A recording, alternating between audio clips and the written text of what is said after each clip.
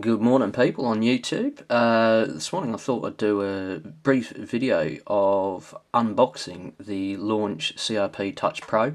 It's a bit of diagnostic equipment I've just bought, and you know what? When I was trying to research this item of diagnostic, there's next to nothing online that I could find that I personally found useful, so I'm hoping this might be of use for you. So without further ado, let's have a look at it and unbox it. Now, as we go in here, I'm doing all this manually and I'm a bit naff with cameras, to be honest.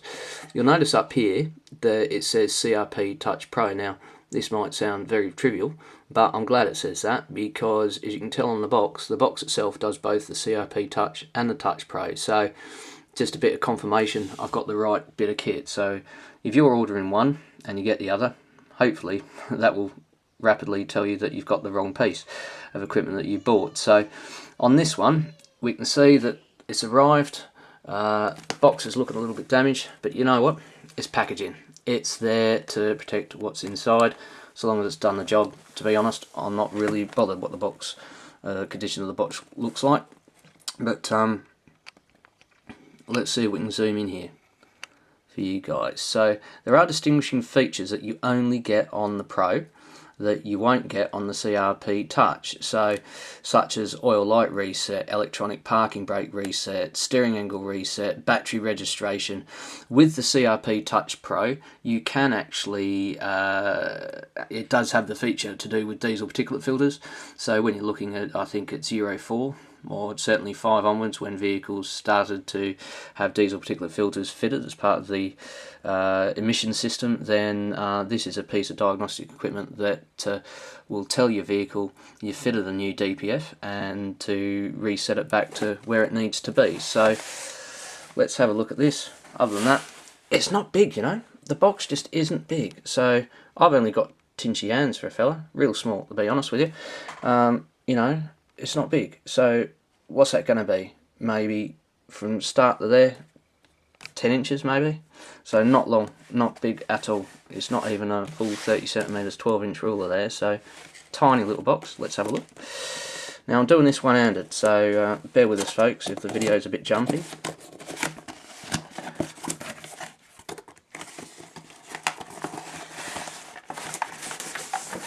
Right, so let's have a look. So first thing's what we got. Neat little pouch there. Neat little pouch that obviously the equipment's primarily is in. We've got something else in here.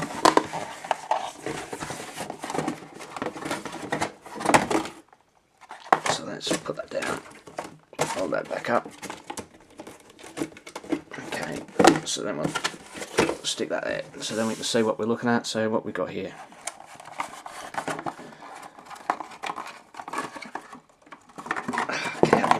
Right, okay, so bit that goes to USB, OBD2 rather, and we've got your data link cable. Now, looking at this, because I've used launch equipment in the past, you see, and that's why I've kind of gone back to it, because I've enjoyed using their equipment previously. But that is different to my old one. Now, I figured I'd have the old one here anyway, just in case. Now, when we look at this, that's from my old piece of launch equipment. Okay, that's the data link cable, and that's the new one. Oh, caramba, hang on a sec. So the ends there look identical. I've got the new for the new launch and the old here, but we can see the difference in depth. Now that might mean nothing right now, but we'll attach it later on, see if the two are interchangeable. They may or may not be, don't know, we'll find out. So let's go and have a look, put that up there. So then we've got the data link cable up there. Let's go and open what's in here first.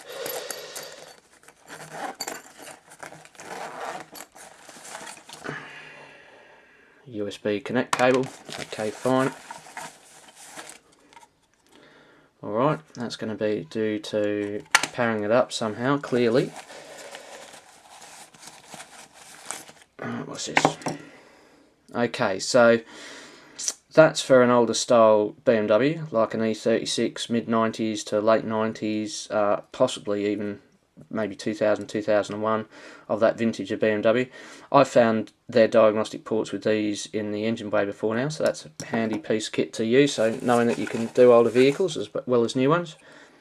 Right, that's familiar to me. That's a UK pin plug. So as we're based in the UK, I'm just going to attach that straight away. There we go. How easy is that? Good. Good start. What else we got? Right, another plug. I have no idea for what countries that one's going to be used for, but I suppose we'll keep it. If ever I'm in those countries, you never know. Nothing else in there. Right, so let's look in the big one up here.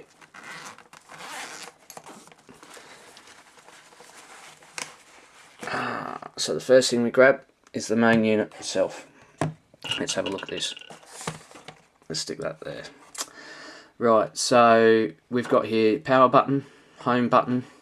This little button down here, if you're not familiar with Launch, Launch have a system they call GOLO, G-O-L-O. For what I can make out, it's Launch's own version of online platform, so that if your customers have the relevant dongle attached to their car and they find they've got a fault code and they want you to have a look at it, they can tell you through their mobile wirelessly that they've got a fault code, and you'll be able to log on and actually find that for yourself. So handy feature. I don't know anyone who's used it in the real world, so whether or not it's actually a practical feature, who knows, but good idea. Now over here we're going to have some control toggle for when we're going through the menus online. Click OK, so obviously for whatever you want to select, that'll be your back button. So we've got that. Now this from there to there is meant to be a 5-inch screen. I've got no reason to disbelieve that. Nice and chunky, nice, easy to hold, very, very light. Straight away I can see that. Down the bottom, USB power cable. This here, I don't know if we can zoom in. Let's have a look. Can't quite catch it on the phone, but that's going to be for I think what's the word I'm looking for? Looks like another type of USB slot, not USB slot, what am I thinking of? SD card, that sort of thing. So you want to put additional memory in there, fantastic, you can do that. And on the top here, your data link cable. Right, so let's try. Okay, so we know the new one's going to fit, don't we? So let's have a look, see.